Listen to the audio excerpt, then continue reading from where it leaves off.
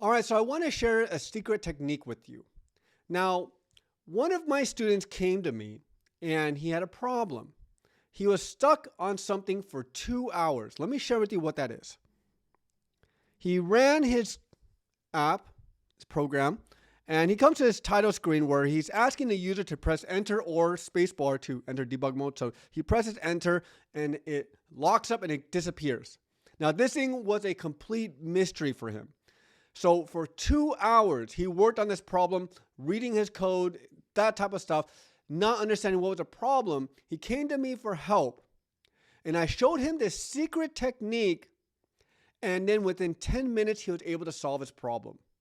I want you to really understand how amazing that is. This is the same developer, but all he needed to know was this one secret technique, and then he was able to solve his problem in 10 minutes. That's a negligible issue.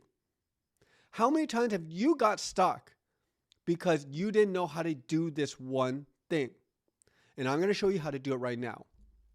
So what we're going to do is we're going to run it again. But this time, what we're going to do is I'm going to drop a breakpoint.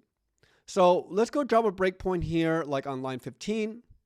And what's going to happen is that when I debug this or press F5 in VS Code for me, it's going to stop your program at line 15. The compiler is going to stop. Now what happens is it ran the title code just as expected, but it's going to stop. Now this is really powerful.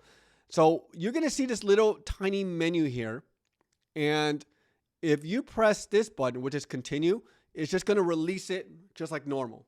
Okay, it's just going to, so the breakpoint stops it. The continue button just releases it. If I press enter, same behavior as before. Okay, so we're going to run it again. I'm going to reload. And again, it stops at line 15. So this time, instead, what I'm going to do is I'm going to press this step over button. So this is going to allow me to move through the code line by line. Okay, so step over. So it runs line 15. Now you see to press enter to start new game. And I click it again, and it's going to say press spacebar, right? So it's going to run line 16. So it's just basically running it line by line. And that's really useful. Now notice something. Once you hit line 20, it disappears. Because why? What happened? It's because it's asking the user to enter a key.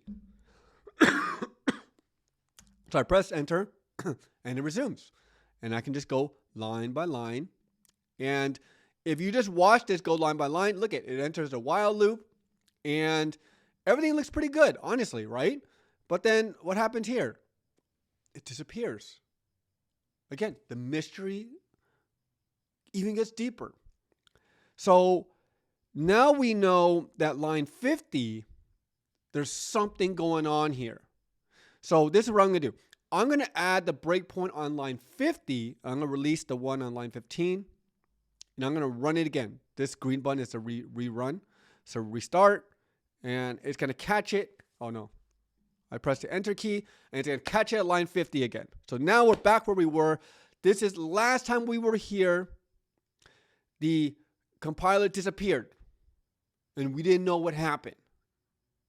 So now, instead of doing a step over button, I'm going to do the step into button.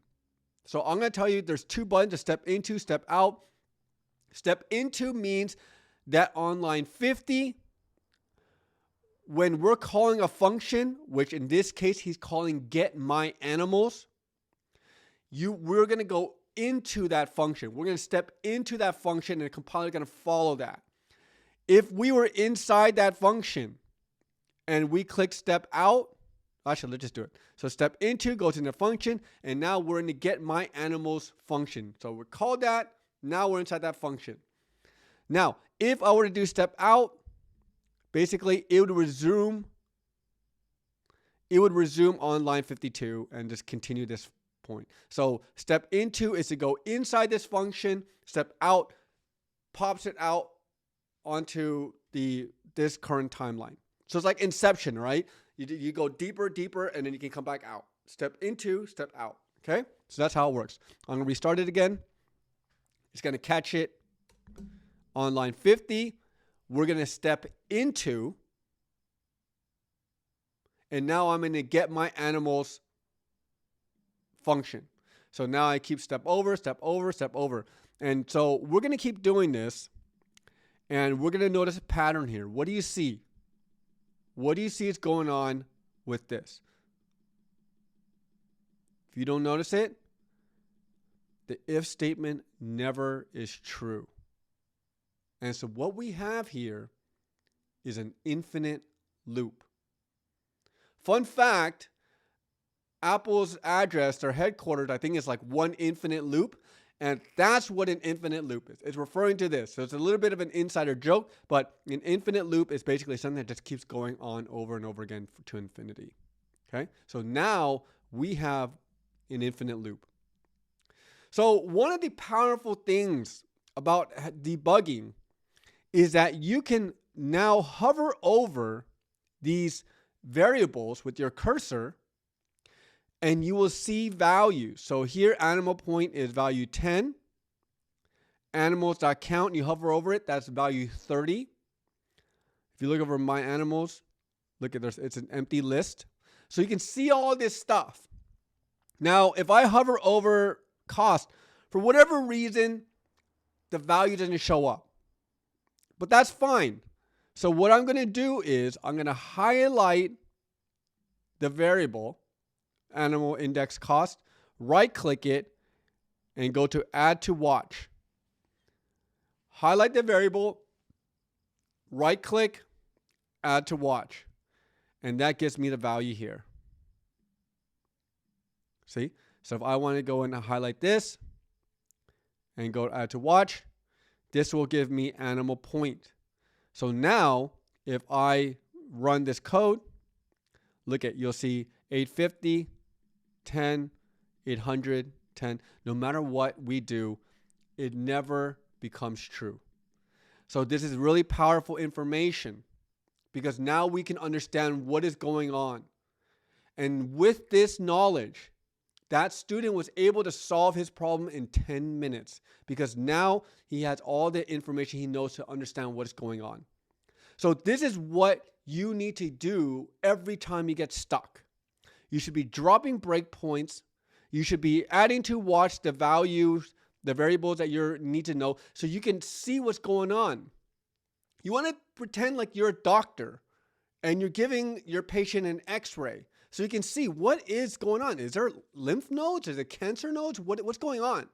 And so this will give you the insight you need to solve your problem. If you do this, you'll be able to solve your issues really quickly. You won't get stuck as often, or maybe even never, and you'll be able to code really quickly. Okay?